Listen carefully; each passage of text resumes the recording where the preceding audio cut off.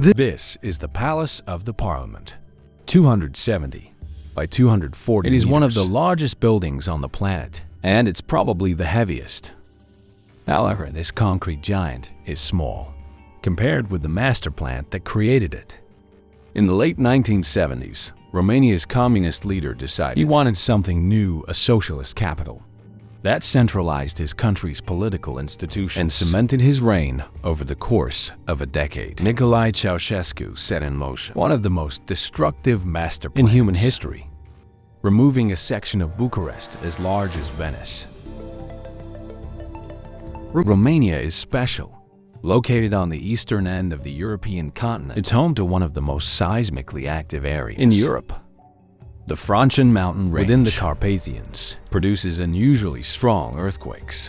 And on March 4th, 1977, Francia produced an measuring more than 7 on the Richter scale. In Bucharest, it killed more than 1,500 Romanians, destroyed thousands of homes, and left tens of thousands homeless. For some Romanians, it was one of the worst disasters in their lives. But for one Romanian, it was a blessing in disguise. On the pretense of responding to the destruction of the Nicolae Ceausescu, announced the country needed to build a new capital in Bauer's city center. His plan was designed around 3 main sections. 1, the Casa Pupilului, a massive structure designed to hold Romania's main political organs. 2, the horizontal access of administrative buildings for the bureaucrats. And 3, a massive boulevard lined with luxury apartments for the nomenklatura, Romania's political elite. For his massive building, Ceausescu needed to scope out a safer location. Some of Romania's communist political institutions were damaged in the earthquake, and this couldn't happen again. So he chose Arsenal Hill, a mountain in the center of Bucharest that provided protection from earthquakes. However, there was a problem. Because the hill was safe, it still had an entirely intact neighborhood.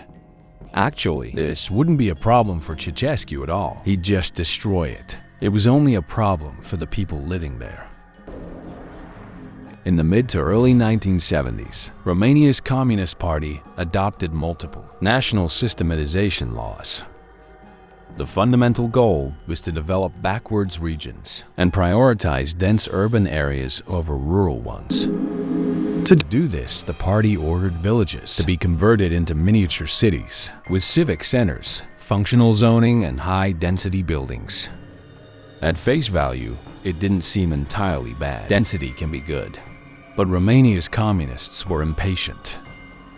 By the mid-1980s, the party proposed that thousands of villages in Romania had to be entirely demolished, and the population relocated to different villages in order to produce denser, more productive areas. Fortunately for many, this didn't end up happening. Romanians chose revolution over central planning. But the individual neighborhoods in Bucharest weren't as lucky.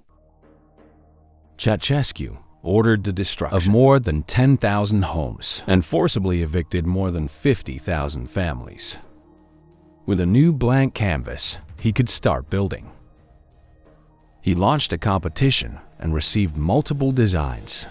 A big fan of North Korea, one of the concepts he received looks like it came straight out of Pyongyang, made by the 20-something-year-old architect Anca Petrescu. She purposely built large, paper-mache models to help convince Ceausescu to choose her designs, and it worked. Although her North Korean design wasn't chosen, she proposed another variation that did. Considerably thinner than what we know the building as today, it still featured its unique 4 corners. Nonetheless, it's hard not to notice how different it still looks. See exactly what you'd expect from a communist. Central planner Ceausescu was a control freak who wasn't very easy to please. He and his equally controlling wife would visit the building's construction site around 3 times a week. They wanted the columns to be Doric, Ionic, and then Doric again. Windows that were round now needed to be square, needed one more floor, then another one, and then another one. He destroyed marble staircases, ordered them rebuilt, ordered them destroyed again, and then ordered them rebuilt again. It had no air conditioning, specifically because Ceausescu feared a poison attack, and he would order people to measure flowers decorating columns in order to make sure that they were symmetrical. Over the course of the building's construction, it would take up around 30% of the entire country's budget. and overseeing the entire construction and reconstruction was UNCA, the chief architect, who underneath her had 700 other individual architects and thousands of workers working in 3 shifts, 24/7. Because Ceausescu was a man of the Romanian people, he ordered that the entire building should be locally sourced from Romanian materials. His palace required around 1 million cubic meters of marble, 550,000 tons of cement, 700,000 tons of steel, 2 million tons of sand, 900,000 cubic meters of wood, 3,500 tons of crystal, 220,000 square meters and of 3,500 square meters of leather. Ceausescu and his communist cronies created entire crystal industry to help build Romania. thousands of individual chandeliers, while he organized the political apparatus that scanned the streets to catch and punish families who used more than 140-watt light bulbs. His palace was rigged with tens of thousands. While he cut central heating and hot from water Romanian households, he commended the construction of a building that today requires the same amount of power as a mid-sized town. His building is made up of more than 1,000 individual rooms and has 14 floors, 10 above ground and 4 beneath.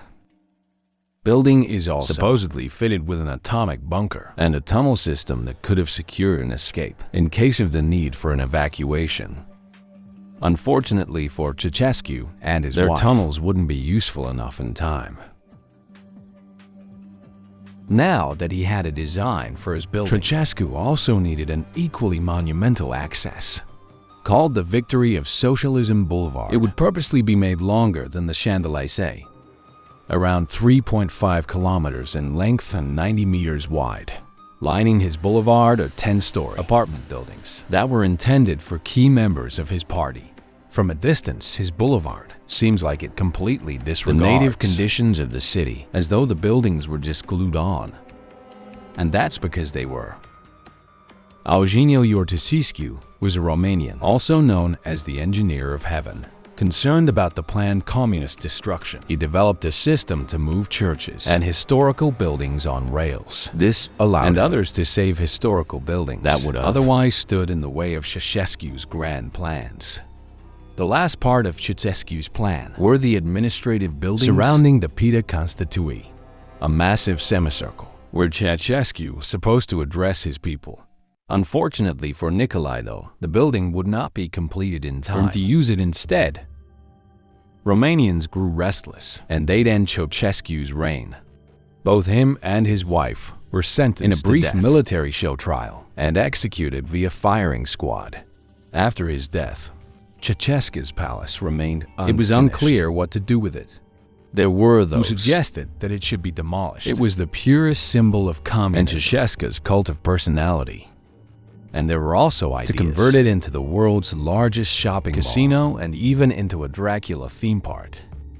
It could have also been densified, but instead it was chosen to become the home of Romania's. Today, it houses both Romania's Chamber of Deputies and the Senate. It is the biggest parliament building on the planet and the second largest administrative building, second only to the Pentagon. The horizontal access is still used by ministries, and the square is now used for concert venues. The boulevard is also still there, instead of apartments being filled with members of the Numukatuva. There are some of Bucharest's most valuable apartments. Although Ceausescu's plans have now become integrated and over time have developed a practical political function, it should never be forgotten what this building is. It is Europe's largest and youngest symbol for centralized control and authoritarian communism. A constant reminder of how real it is to be led by people who live and breathe. Do as I say, not as I do. This is your life in weeks, if you're lucky enough to turn 80 years old. Each week a cube disappears, taking away a piece of your life that you'll never get back.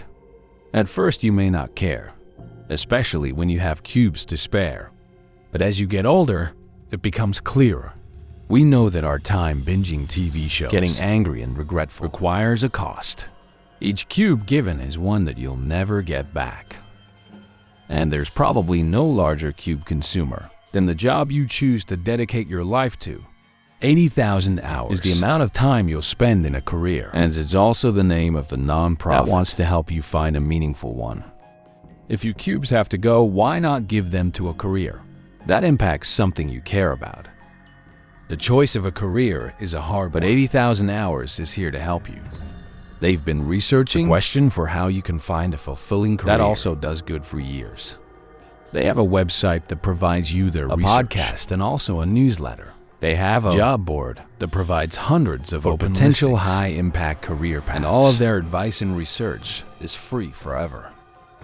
So, if you're not sure what you should do with your cubes, or you're worried about how you're spending, maybe check out their in-depth career guide at 80,000hours.org/ho. Remember, life is short, but what you do with your decreasing time is up to you.